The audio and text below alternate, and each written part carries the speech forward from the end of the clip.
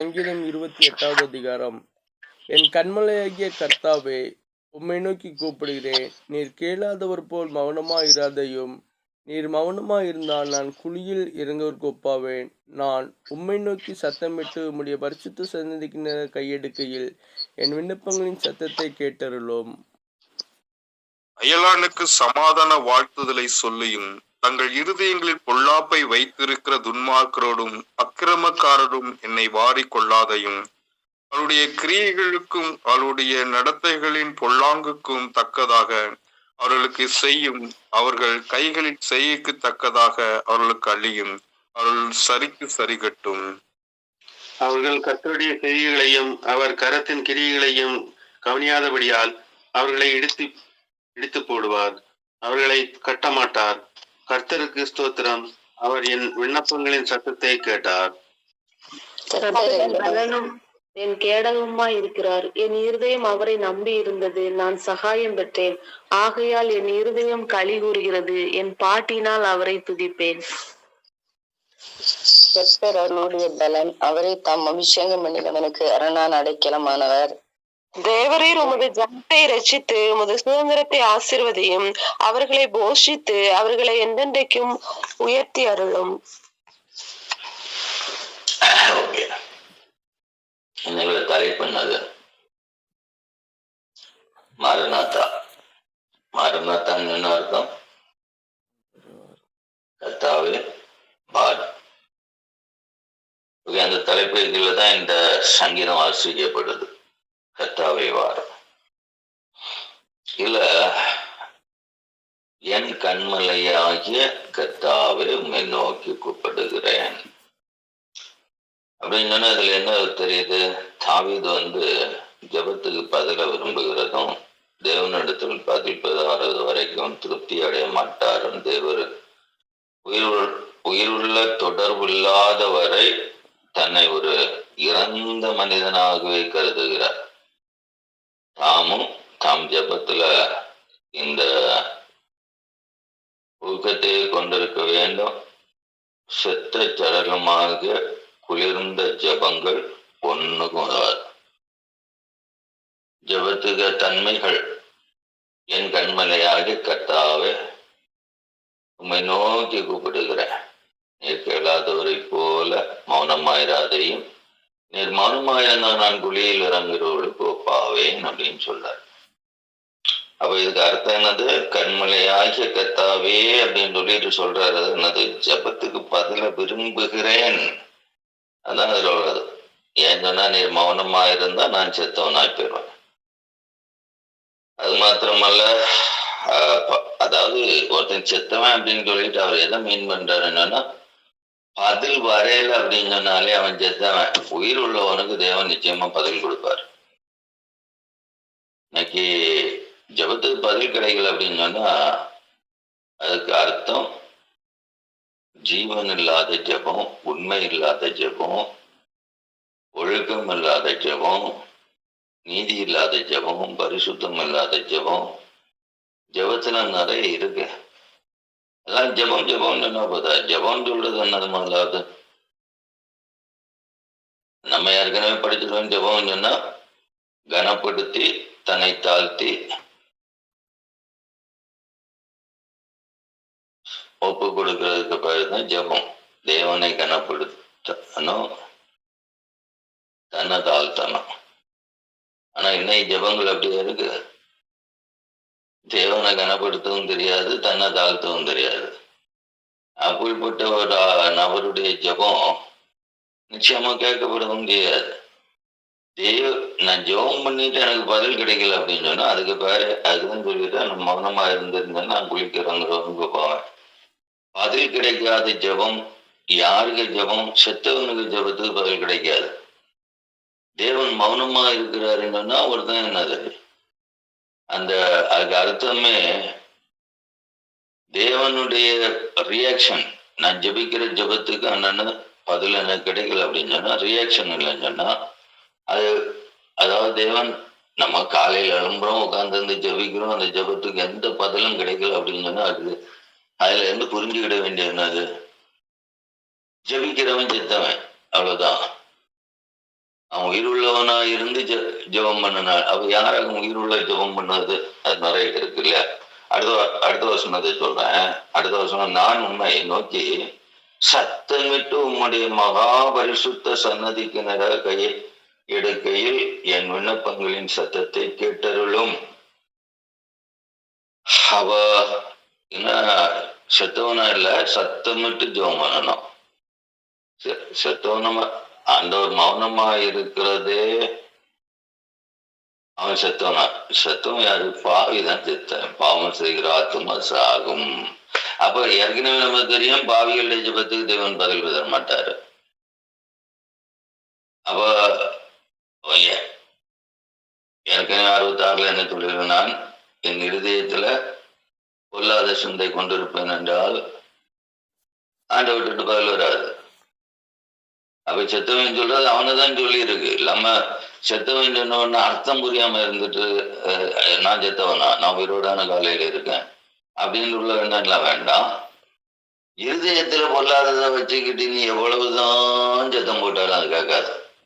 அடுத்த ஒரு 3வது வசனத்தை பயங்கரமா சொல்றாரு. அங்கதான் நம்ம இன்னைக்கு தியானத்தை வச்சிருக்கேன். 3வது வசனத்துல என்ன சொல்றாரு பாருங்க. அயலானுக்கு சமாதான வாழ்த்துக்களை சொல்லியும் தன் இருதயத்துல பொல்லாப்பை வைத்திருக்கிற துன்மார்க்கரோடு அக்கிரமக்காரரோடு நீ மாறிக்கொள்ளாதையும். அது தெரியுது. தாவீதுக்கு ஜெபம் பண்ணுங்கிறவன் எப்படிப்பட்டவனா இருக்கணும் அப்படின்னு உள்ளது தெரியுது. முதலாவது பாவியா இருந்துக்கிட்டு ஜெபம் பண்ணுனா செத்தவனுக்கு சமமா இருக்குன்னு சொல்றாரு. அதனால நான் பாவியா இருக்கிறவன் நான் சத்தம் போட்டு தான் ஜெபம் பண்ண வேண்டியதா இருக்கு. வாயை அடக்கிக்கிட்டு பெரிய புத்தமும் போல மௌனமா உட்கார்ந்து இருக்கிறவனுக்கு ஜெபம் ஒண்ணு அங்க போய் ஏறாது. பாவம் எவ்வளவு பெருசா இருக்கோ அவ்வளவு பெருசா என்ன செய்யணும்? சத்தம் போட்டுதான் ஜெபிக்கணும். அடுத்தது சொல்றாரு, நல்லா அருமையா சொல்றாரு, இருதயத்துல பொல்லாம வச்சுக்கிட்டு மாற்றி கண்டவனா பல்ல இழிச்சு காட்டுறது. நெஞ்சு அது செடிக்குள்ள நெஞ்சுதான். அது அங்க ஒண்ணும் மாற்றம் இல்லாத நெஞ்சு. அந்த நெஞ்சையும் வச்சுக்கிட்டு மற்றவர்களை கண்டவன இப்ப இன்னைக்கும் போய் நின்னுகிட்டு நெஞ்சு இருதயத்துல ஒரு பொல்லாப்ப வச்சுக்கிட்டு வாழ்த்தையும் பல்ல இழிச்சுக்கிட்டோம். நிறைய பேருக்கு வாழ்க்கை அப்படித்தானே இருக்கு. நெஞ்சில வெளிச்சமே இருக்காது. நெஞ்சு மொத்தம் அசுத்தமா நிறைச்சு வச்சுக்கிட்டு அவங்களுக்கு முடிவு எங்க தெரியுமா? துன்மார்க்கனோட தான் மாறிக்கொள்வாங்க. அதான் இங்க சொல்லிடு. துன்மார்க்கனோட தான்.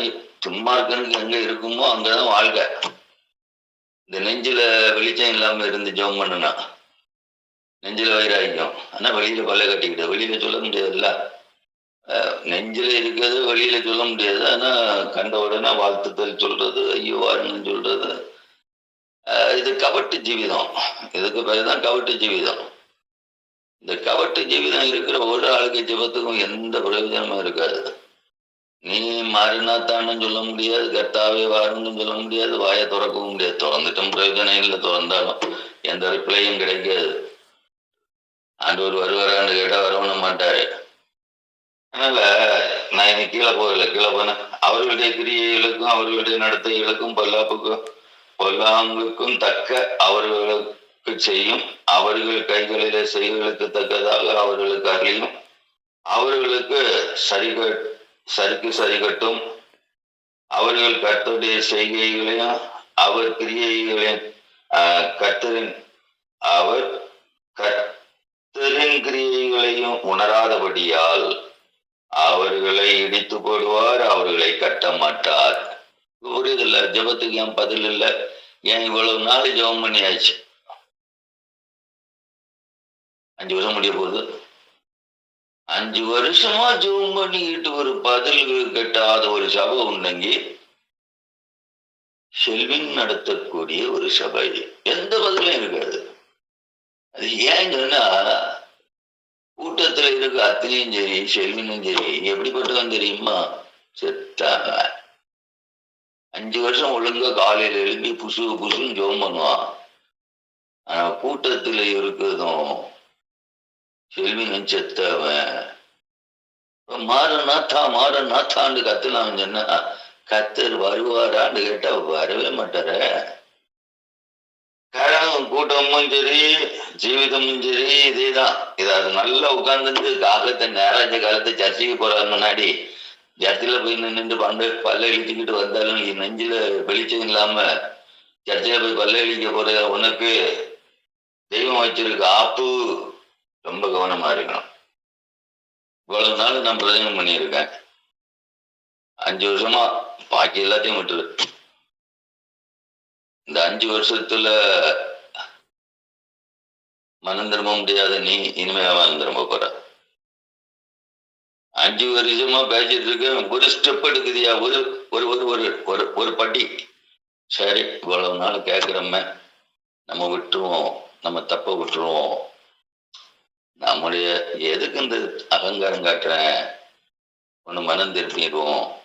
யோசித்திருக்கிறியா? உனக்கு தும்ம இருக்கும் குறவு கிடையாது. நான் செத்த சபையை நடத்திக்கிட்டே இருக்கேன். எல்லாம் நினைப்பேன் சொன்னா, நாங்க சும்மா எழுப்பி ஜோகத்தில் பங்கெடுத்துட்டோம், பரலோகத்துல இங்கே ஆண்டவர் ஓடி வந்துருவார். முதல்ல அது ஒண்ணு கரெக்ட் பண்ண பாரு, அப்பதான் கர்த்தர் வருவார். கர்த்தர் சத்தத்தை கேட்பார். கரெக்ட் பண்ண மாட்டாங்க, நான் இப்படி திம்புறதன் காட்டணும் அப்படின்னு சொல்லிட்டு இருந்து பாரு.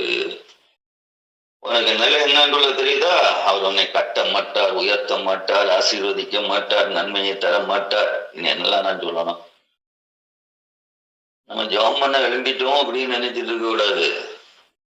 ஜெபம் பண்ணு நான் போதும்னு நினைக்க கூடாது. கத்தரியா என்ன கட்டல, கத்தரியா என்ன எழுப்பல, கத்தரியா உயர்த்தல. 5 வருஷம் ஜெபம் பண்ண இது வரைக்கும் ஆவிக்குரிய வரங்களோ, கிருபைகளோ, நன்மைகளோ, பரிசுத்தமோ, நீதியோ, உண்மையோ, ஒழுக்கமோ ஏன் வரல? சாட்சி இல்ல, பக்கத்து வீட்டுல சாட்சி இல்ல, வீட்டுக்குள்ள சாட்சி இல்ல, குடும்பத்துக்குள்ள சாட்சி இல்ல, பிறர்கிட்ட சாட்சி இல்ல, எந்த வித அற்புதமும் நடக்கல, அதிசயம் நடக்கல, ஒண்ணுமே நடக்க மாட்டேங்குது.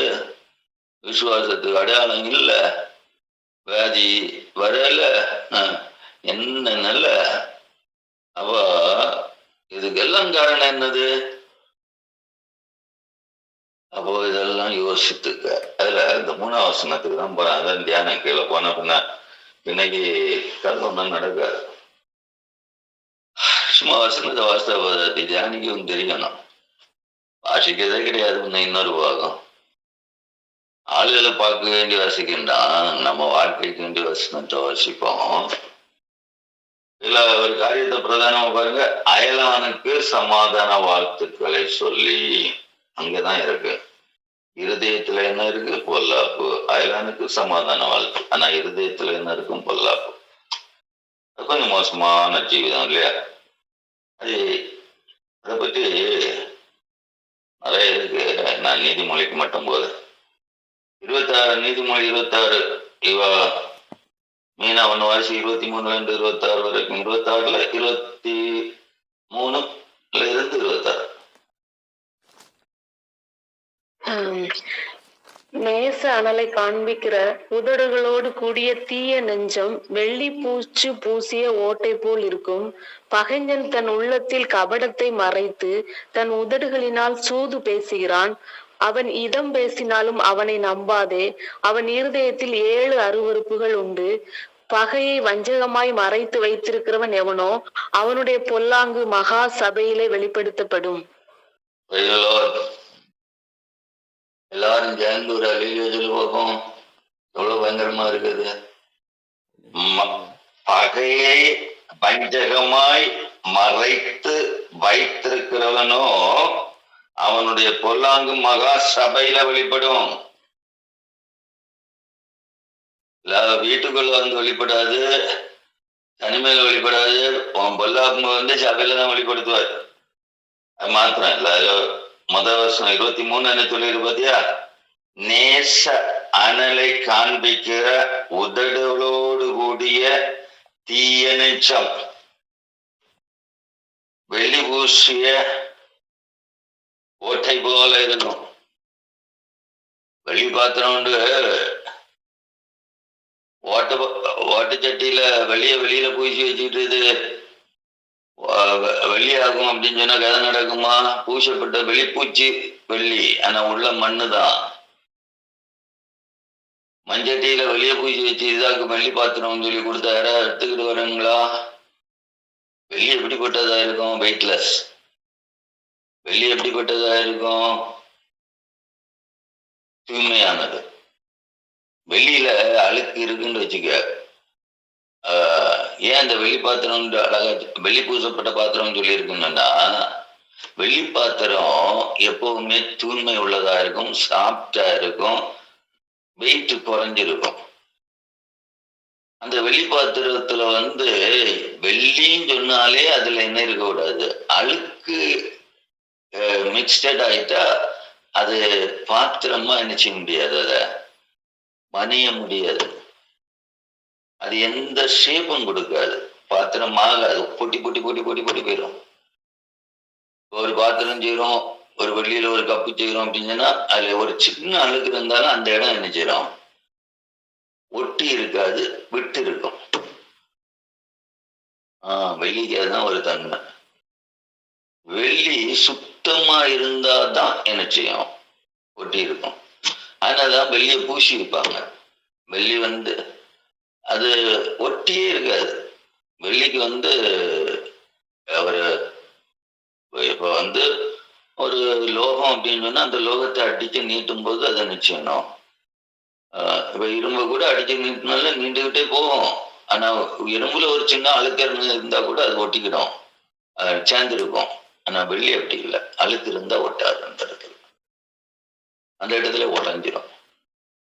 ஓகே, அது ஒவ்வொன்றுக்கும் ஒவ்வொரு பாடம்.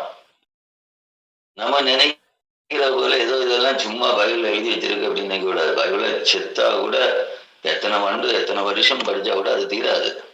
நான் எல்லாருக்கும் நினைப்பு, எனக்கு கையில பைபிள் இருந்தா நான் தான் பெரிய ஆளு. எனக்கு கொஞ்ச நேரம் எழும்பி இருந்து சோத்திரம் சொல்ல தெரிஞ்சா நான் தான் ஜெபம். உன் ஜெபத்தை குறித்து தான் அங்க சொல்லி இருக்கு. இன்னைக்கு ஆண்டவர் வரக்கூடிய ஜெபம் அல்ல இது, ஆண்டவர் வராத ஜெபம். ஏன் சொன்னா ஜெபத்துல ஆரம்பமே சொல்லிட்டார், என் கண்மலையாக கர்த்தாவே மௌனமா இருக்குதுன்னு சொன்னா நான் செத்து போனவனாகும்.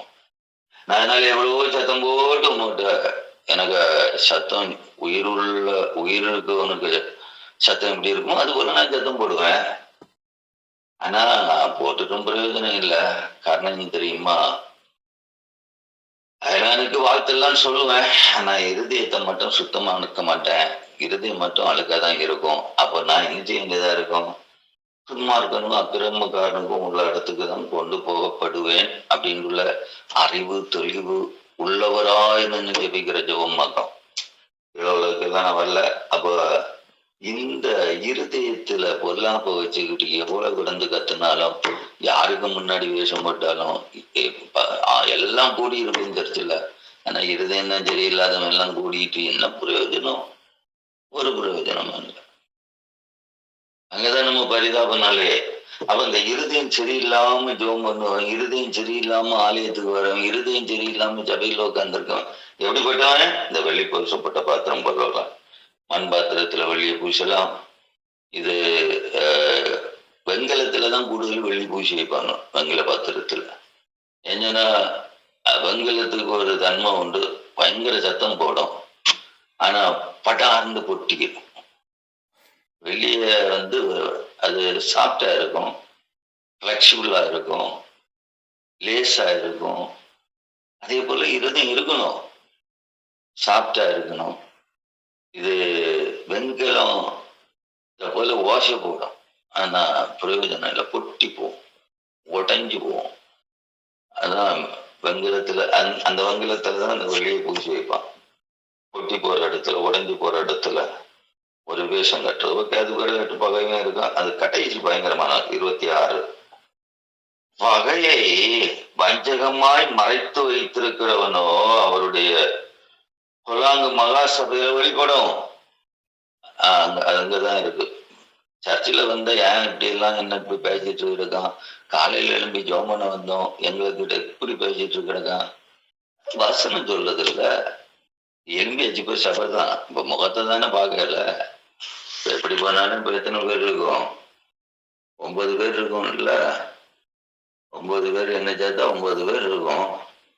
2-3 பேருக்கு முன்னாலே அது சபை தானே. அப்ப சபையில் இப்படித்தானே இருக்கும்.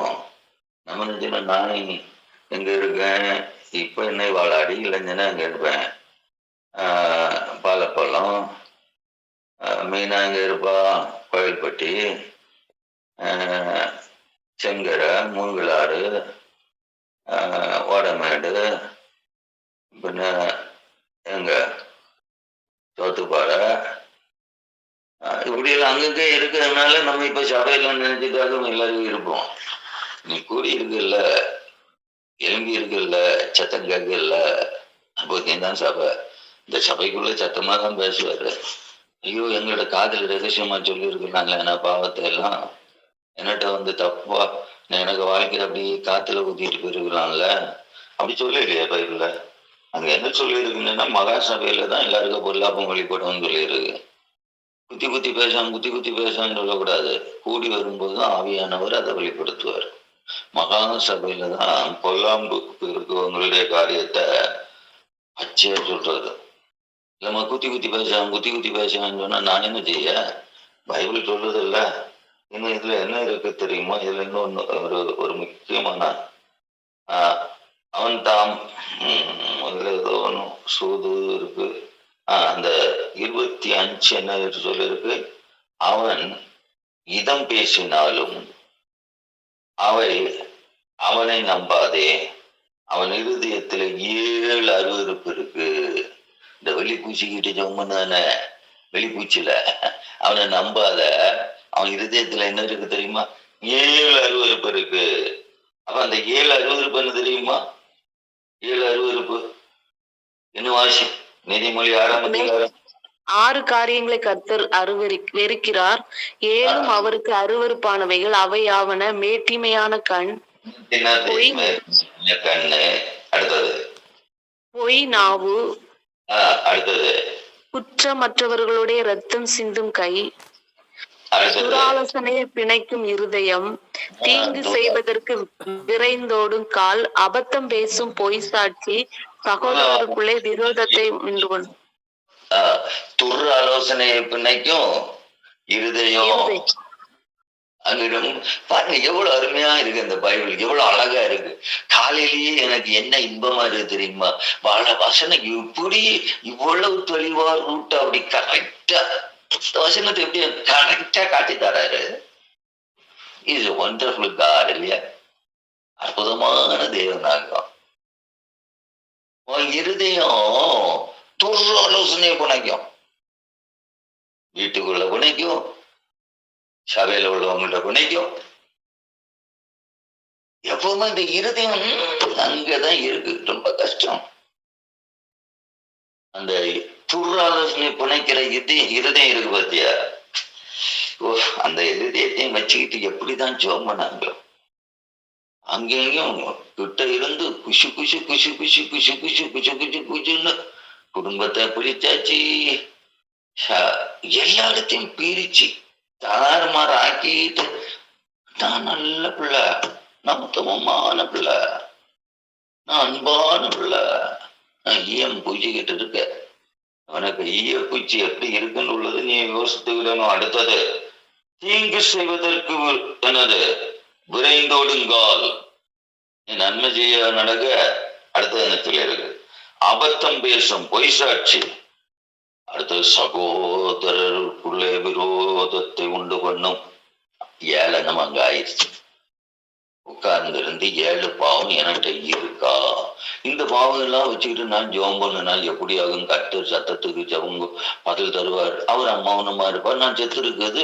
எனக்கு இந்த இருதயத்துல இருக்கிற இந்த 7 அருவருப்புகளையும் மாற்ற முடியாம, ஒருவேளை ரத்தம் சிந்துதல் அப்படின்னு சொல்றது நான் போவேன். ரத்தம் சிந்தியாச்சுன்னு அர்த்தம். நம்ம நினைக்கலாம் நாங்க இங்க ரத்தம் சிந்தணும், யாரை நாங்க கொன்னோம், நாங்க என்ன காயுனா, நாங்க நல்ல பிள்ளைகள். நீ நல்ல பிள்ளையோ கெட்ட பிள்ளையோ எனக்கு தெரியாது, நீ கொன்னியா கொள்ளையோ தெரியாது. சகோதர பகமையால வளர்த்து விட்ட இல்ல,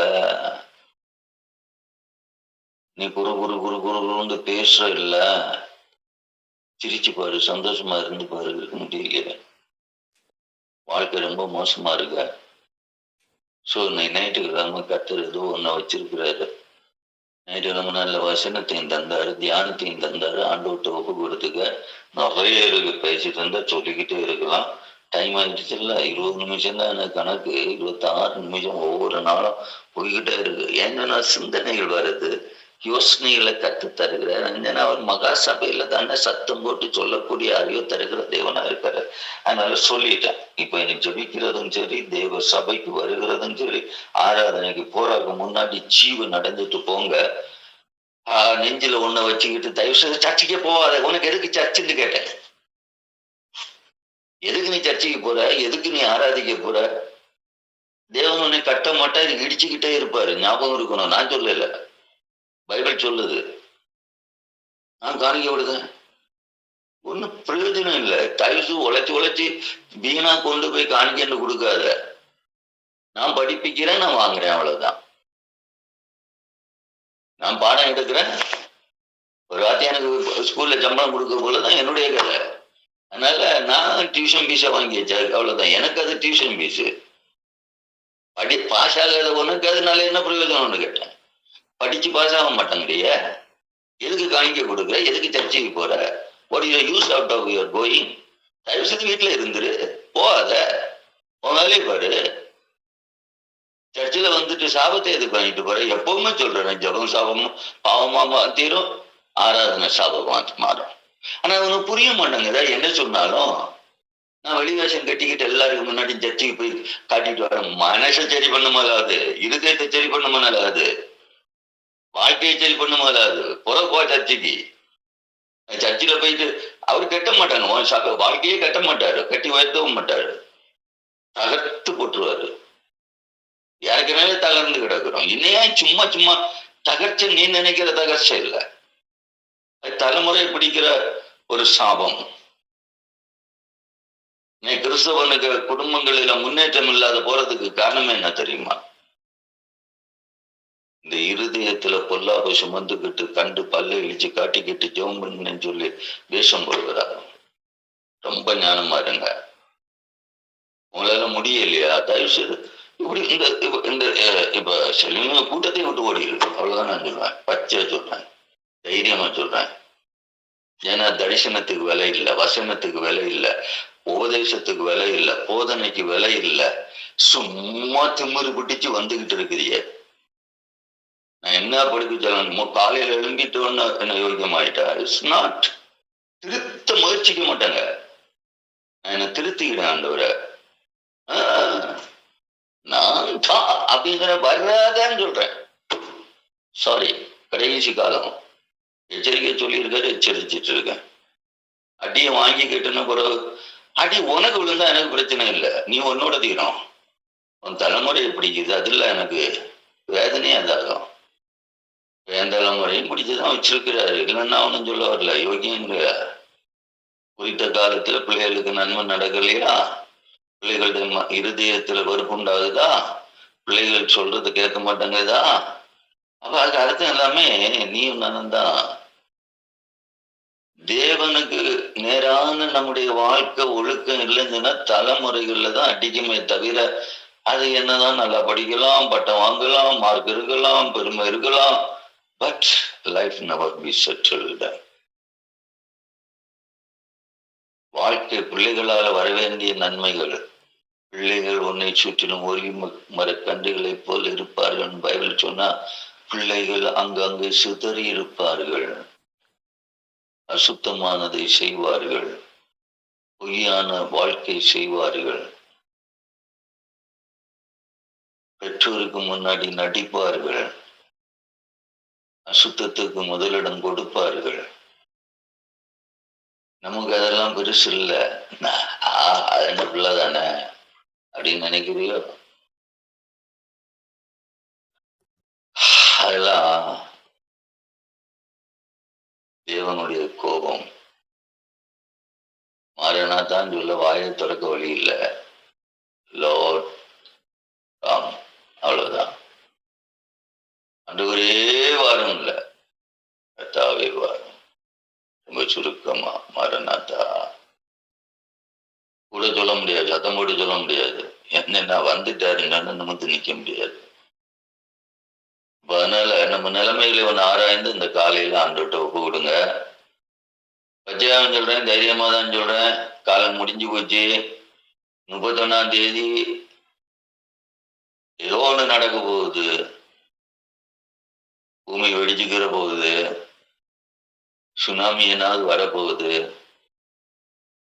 பயங்கரமான ஒரு சுனாமிக்கு 31க்கு வாய்ப்பு இருக்கு அப்படின்ற எதிர்பார்க்கப்படுகிறது. இந்த வருஷத்துக்கு 31 டிசம்பர் 31 எத்தனை நாள் இருக்குன்னு பார்த்துக்க. ஆனா இப்படிப்பட்ட சம்பவங்கள் நடக்க போகிற நேரத்துக்கு முன்னாடி இயற்கை தேவனுடைய கோபத்தை வெளிப்படுத்துக்கு முன்னாடி அதெல்லாம் பார்த்துக்கிட்டு பல்ல எழுத்திக்கிட்டு ரைட்டு அது அங்க நடந்தா எனக்கு என்னடா, நான் தான் அங்க இதுல இருக்கேன். அது எங்க நடக்கும், எப்படி நடக்கும், எப்படி வரும்.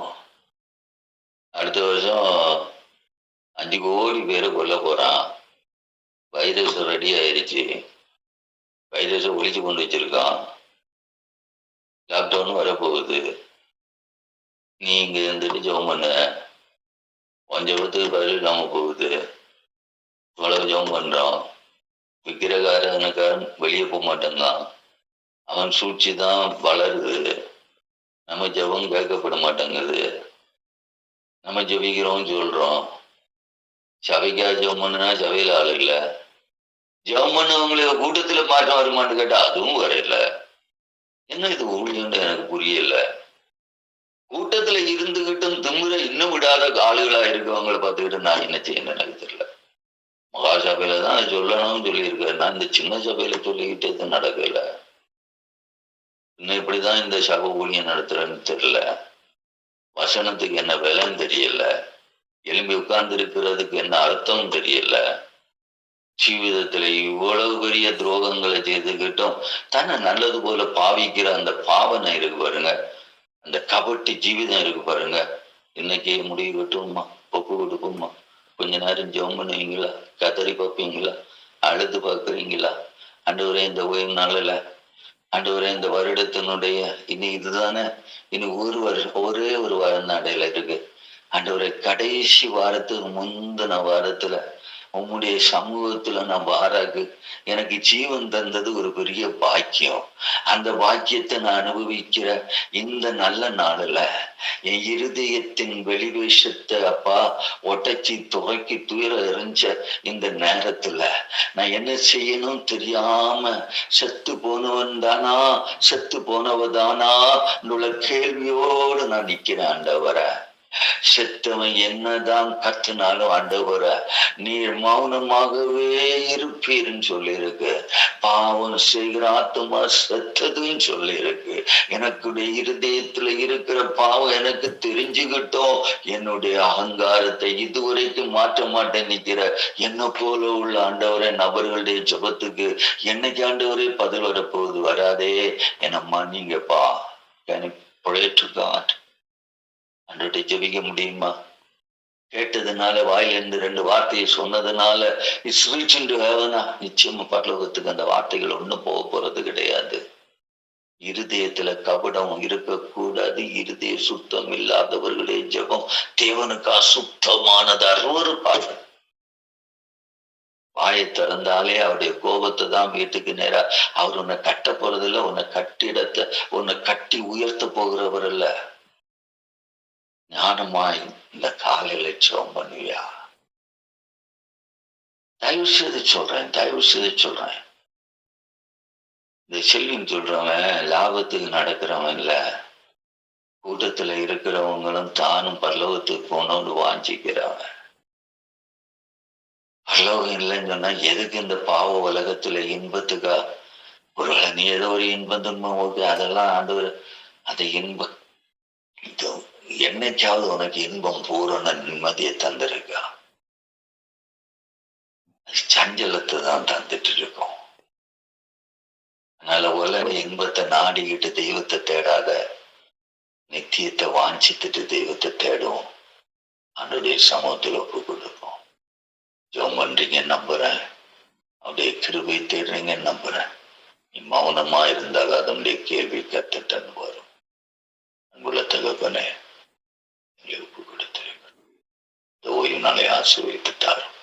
இயேசுவின் நாமத்தில் ஜெபிக்கிற நல்ல பிதாவே.